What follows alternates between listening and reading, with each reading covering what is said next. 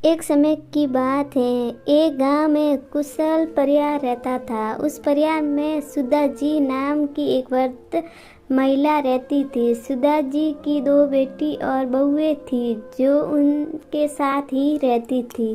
बड़े बेटे अशोक की पत्नी नर्मदा संस्कारी और स्वगुण संपन्न थी। वो छोटे बेटे की पत्नी अनया चालाक और बहुत तेज दरार थी। एक बार की बात है, सुधा जी और नम्रता मिलकर बहुत सारे लड्डू बनाकर रसोई में रख देते हैं।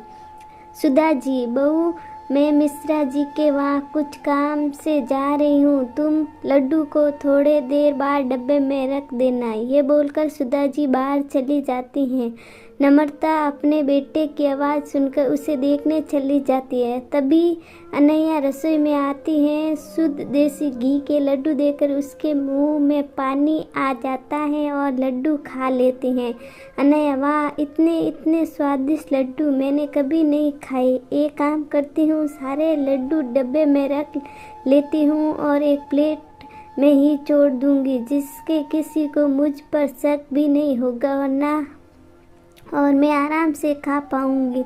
वो लड्डू की प्लेट उठाकर एक डिब्बे में भरकर चुपके से अपने कमरे में ले जाती हैं और प्लेट में एक लड्डू वहीं छोड़ देती हैं। अपने कमरे में जाकर अनैया पेट भर लड्डू खाती हैं। पेट भर जाने पर वो लड्डू के डिब्बे को छुपा देती हैं। नम्रता अपने बेटे कार्तिक को सुला रही थी। तभी सुधा जी घर आ जाती हैं। सुधा जी, नम्रता, अरे ओ नम्रता। नम्रता सास की आवाज़ सुनकर भागी हुई आती है। नम्रता जी, माँ जी बुलाया आपने? सुधा जी, बेटा जरा चाय बना देना और हाँ, लड्डू भी ले आना, 1-2 खा लूँगी।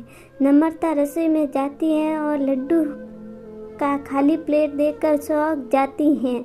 नम्रता, लड्डू कहाँ गए? मैंने तो डिब्बे भी नहीं रखे, प्लेट में तो एक ही लड्डू है।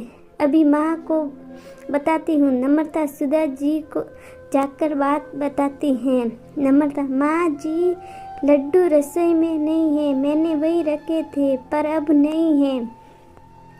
सुधा जी, क्या? लड्डू तो सामने ही बनाए थे, फिर कहाँ गए? नम्रता, पता नहीं माँ जी, कार्तिक रो रहा था तो कार्तिक के पास चली गई, उसे सुलाकर अभी आपकी आवाज़ सुनकर आ रही हूँ। सुधा जी रसोई में जाते हैं। अनैया लड्डू से भर मुंह जल्दी जल्दी साफ करती हैं और रसोई में आती हैं।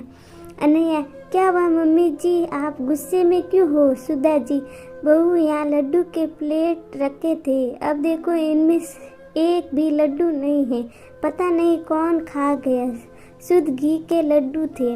तभी अशोक और राहुल भी आ जाते हैं और रसोई से लोगों की बातों को देखकर दोनों रसोई की ओर जाते हैं। अशोक अपनी माँ से जाकर मैं कहता हूँ। अशोक, क्या हुआ माँ, क्या हुआ माँ, किस गहन विषय पर चिंतन चल रहा है? सुधा जी, अरे देखो ना बेटा, शुद्ध घी के लड्डू बनाए थे, पता नहीं कौन खा गए, अब इसमें एक भी नहीं है। अनैया, आपके बाहर जाने के बाद नम्रता दीदी ही ने थी रसोई में, शायद कहीं उन्होंने ही। नम्रता अनैया से, क्या बोल रही हो तुम? मैं तो कार्तिक के पास थी। सुधा जी और घर के सभी सदस्य अनैया की बात पर विश्वास कर लेते और नम्रता के खिलाफ हो जाते। सभी नम्रता को खूब सुनाते तो वो रोने लगती हैं। अनैया बहुत खुश होती हैं। वो खुद से कहती हैं, इन लोगों को बेवकूफ़ बनाया कितना आसान है। कुछ दिन बाद सुधा जी काजू और बादाम खरीद कर लाती हैं और नम्रता को संभाल कर रख देने के लिए कहती हैं। सुधा जी ये कहकर वहाँ से चले जाते हैं। नम्रता काजू और बादाम के डिब्बे को अलमारी में रख देती हैं। अनैया काजू बादाम का डिब्बा देख लेती और रोज़ मुट्ठी भर के खूब काजू बादाम खाती और इसी तरह एक ही हफ्ते में काजू बादाम खत्म हो जाते। सुधा जी, अरे नम्रता, तुझे काजू बादाम लेके दिए थे, तू तो दिखा भी नहीं रही हो, कहाँ रख दिए? हमें भी दिखा दे, हम भी दर्शन कर लेंगे, या मंदिर में रख कर पूजा करेगी तू? नम्रता जी, माँ जी, अलमारी में रखे, अभी लेके आती हूँ। ये बोलकर नम्रता रसोई में जाती है, काजू बादाम डिब्बा निकालती है, पर डिब्बे में काजू बादाम नाक के बराबर थे। ये देखकर नम्रता शौक जाती है और रोने लगती है। नम्रता की रोने की आवाज़ सुनकर सुधा जी और घर के सारे सदस्य रसोई में आते हैं। नम्रता को रोता देख सुधा जी बोलती है, सुधा जी, अरे क्या हुआ, रो क्यों रही हो? नम्रता, माँ जी काजू बादाम यही रखे थे, पता नहीं कहाँ गए। सुधा जी, क्या 4 दिन में पहले ही तो लाई थी काजू बादाम का डिब्बा और ख़त्म भी हो गया। नहीं, अपनी चोरी छुपाने के लिए फिर नम्रता पर इल्जाम लगा देती है और कहती है, अनैया, नम्रता जी, खाने का मन था तो खाइए, लेकिन ऐसे चोरी करना ठीक नहीं है दीदी। सुधा जी, पता नहीं इस घर में क्या हो रहा है, खाने की भी चोरी। अरे बहू, थोड़ा बहुत दूसरे को भी सका दे कर, इस घर और भी लोग रहते हैं। ये बोलकर सभी चले जाते हैं और नम्रता रोने लगती है। कुछ दिन बाद अनैया की दोस्त रिया का फोन आता है। रिया, हेलो अनैया, कैसी हो? अनैया, मैं ठीक हूँ, और तुम बताओ, इतने दिन के बाद कॉल किया। रिया, घर के काम में ना बिजी रहती थी, चलो ना हम दोनों कल मिलते हैं, शॉपिंग करेंगे, खाएंगे पिएंगे। अनैया, अच्छा ठीक है, कल मिलते हैं।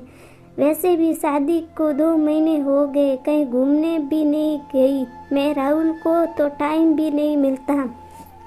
रिया, ठीक है ना, तो कल मिलते हैं, तू तैयार है ना? अनैया खुद से कहती है, मैंने रिया को हाँ तो बोल दिया, पर क्या पैसे कहाँ से लाऊं? बाहर जाने का मतलब पैसों का खर्च होना।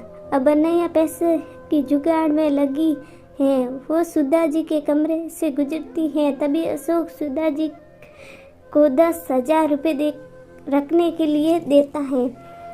अब रात होते ही अनैया सुधा जी के कमरे में जाती है और 10,000 की गड्डी चुरा लेती है। सुबह होते ही अशोक 10,000 सुधा जी से मांगते हैं।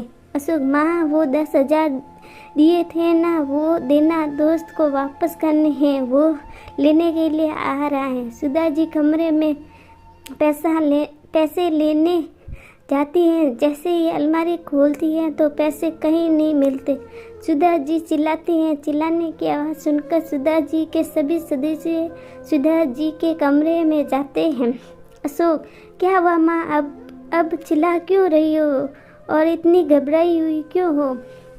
सुधा जी, हाँ, यही ठीक रहेगा, हमारे घर में कुछ ना कुछ चोरी हो रहा है, अब ये पैसे भी चले गए, तू बुलाते बेटा पुलिस को। पुलिस का नाम सुनते ही अनैया घबरा जाती है। अशोक का दोस्त पैसे लेने आता है। ये देखकर नम्रता जल्दी से अपने कमरे में जाती है, अपने बचाए हुए पैसे लाकर अशोक को दे देती है। नम्रता के पास 10,000 देखकर सब लोग नम्रता पर शक करने लगते हैं। सुधा जी, ये पैसे कहाँ से आए तुम्हारे पास बहू? नम्रता, माँ जी, हमारे बचत किए हुए पैसे हैं। सुधा जी, बचत की हुई या फिर चुराए हुए? देख बहू, सच बता। अनैया की जान में जान आती है, वो नम्रता को कहने लगती हैं, अनैया, नम्रता दी, अब इसकी भी चोरी की हद हो गई, अपने ही घर में चोरी। दीदी, आपको ये बातें शोभा नहीं देती। तभी पुलिस आ जाती है। पुलिस को देखकर अनैया घबरा जाती है। पुलिस नम्रता से पूछताछ करती है और नम्रता बेगुनाह साबित होती है। फिर पुलिस जब घर में एक एक कमरे की तलाशी लेती है तो अनैया पूरी तरह से घबरा जाती है, क्योंकि अब पुलिस अनैया की कमरे की तलाशी ले रही है। पुलिस को नोट की गड्डी अलमारी में कपड़े के नीचे रख के मिल जाती है, साथ में काजू बादाम का डिब्बा और 1-2 लड्डू भी। सब चौंक जाते हैं। अनैया फूट फूट कर रोने लगती है। अनैया, माफ़ कर दीजिए, मुझसे गलती हो गई, माफ़ कर दीजिए। सुधा जी, सब कुछ तुमने चुराया और मेरी बहू नम्रता को दोषी बनाए। अनैया रोने लगती है और नम्रता से भी माफ़ी मांगती है। नम्रता, कोई बात नहीं अनैया, तुम इस घर में चोरी करने की कोई ज़रूरत नहीं है। तुम्हें कुछ भी चाहिए तो तुम हम सब से कह सकती हो तुम्हारी एक गलती ने तुम्हें कितनी बड़ी मुसीबत में डाल दिया था। अनया, मैं आप सब से माफ़ी मांगती हूँ, आगे से ऐसा कभी नहीं करूँगी। नम्रता अनया को गले लगाती है और सुधा जी नम्रता से माफ़ी मांगती हैं और नम्रता सबको माफ़ कर देती हैं और अब से सब खुशी खुशी ज़िंदगी जीते।